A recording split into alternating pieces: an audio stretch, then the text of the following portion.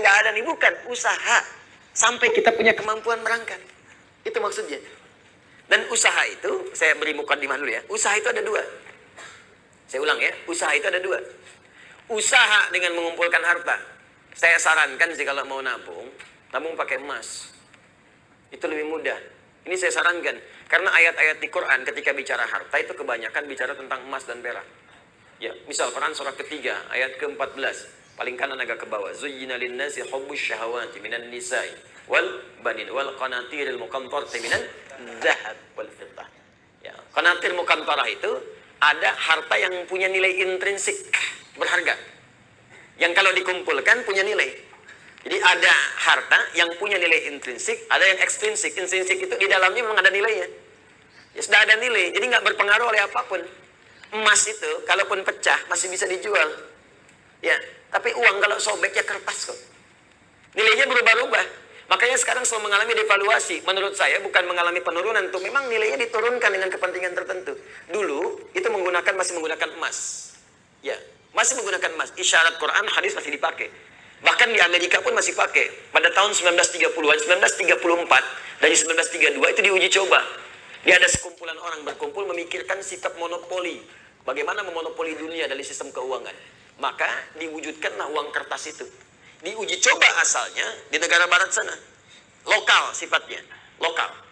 Apa yang diuji coba? Ditarik emas-emas dari penduduk lokal, dibuatlah uang kertas. Yang tidak mematuhi diberikan hukuman. Maka dari situ diberikan uang kertas, tapi uang kertas itu masih punya nilai setara dengan emas. Diberikan per onsnya emas itu setara dengan $20 pada masa itu. Terus orang nukar tuh, yang sadar bahwa kertas ini nggak punya nilai intrinsik, maka dia menyimpan kemudian emasnya di tempat lain supaya tidak kena hukuman. Ini kisah nyata ini, nanti ada perjanjiannya. Nah, teman-teman sekalian, apa yang terjadi? Ketika uang itu sudah menyebar dan emasnya cukup terkumpul, maka diturunkan dan didevaluasi nilainya. Yang tadinya per onsnya $20, ya, diturunkan nilainya. Seakan-akan harga emas itu jadi naik, padahal emas itu segitu-gitu aja. Ya, uangnya turun lagi. Jadi berapa? $35. Ya, nilainya terus bertambah. Jadi seakan-akan jadi mahal gitu. Ya, padahal uangnya diturunkan, nilai uangnya yang turun, bukan barangnya yang naik. Apa yang terjadi ketika mereka melihat kemudian jadi nilai itu berkurang, si emas itu kemudian punya nilai lagi, disetarakan lagi, akhirnya mereka borong lagi. Melihat uji cobanya berhasil, maka dipaksakanlah ke seluruh dunia. Maka dipaksa uang mata uang yang kita gunakan untuk turun nilainya. Mata uang mereka naik. Makanya satu kita balas dengan 13.000. Mereka cuma mengeluarkan satu, kita keluarkan 13.000. Dikuraslah kemudian harta benda kita keluar. Itu paling gampang. Makanya nggak ada nilainya. Tempat lain ada yang 20.000. Mereka ngasih satu, kita ngasih 20. Dan yang paling gampang itu kan kertas. Kertas kalau disobek, dihilangkan nilainya, nggak ada nilai. Sudah pulaunya keluar, sudah hartanya keluar, sudah emasnya diambil, ditukar dengan kertas. Mana ada kita nukar emas dengan kertas? Kertas nggak ada nilainya, disobek udah hilang. Bagaimana sekarang kalau mereka hilangkan? Kami sudah tidak menggunakan sistem uang lagi. Sementara harta benda kita sudah pindah. Apa yang mau kita sesali kemudian hari? Nah, makanya ini bahasa, ini ilmiah ya, ilmiah. Kalau mau diskusi silahkan. Ini ilmiah. Jadi kita diskusi. Makanya dulu Bung Karno ketika membuat uang itu konsultasi pada ulama.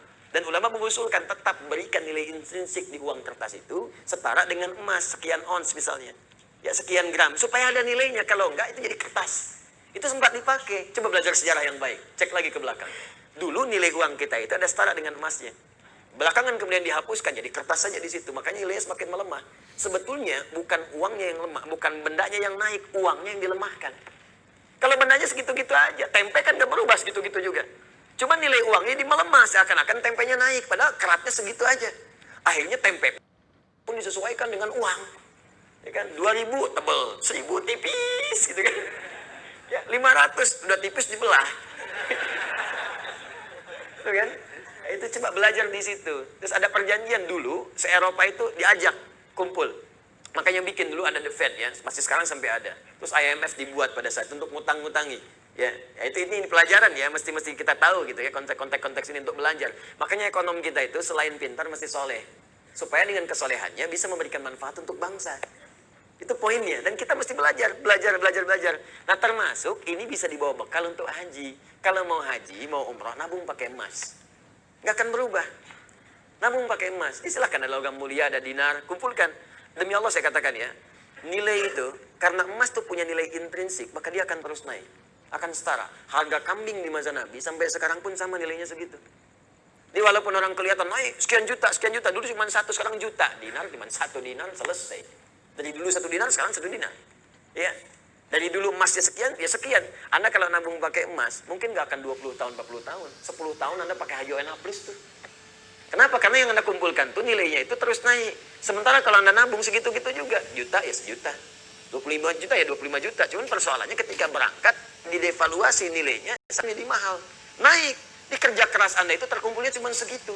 Coba bayangkan kalau 10 tahun Anda dapat penghasilan, belikan emas, belikan emas, belikan emas. Mungkin akan turun jaraknya. Orang yang nabung 20 tahun ngantri lama-lama, mungkin Anda cuma 10 tahun pakai warna plus.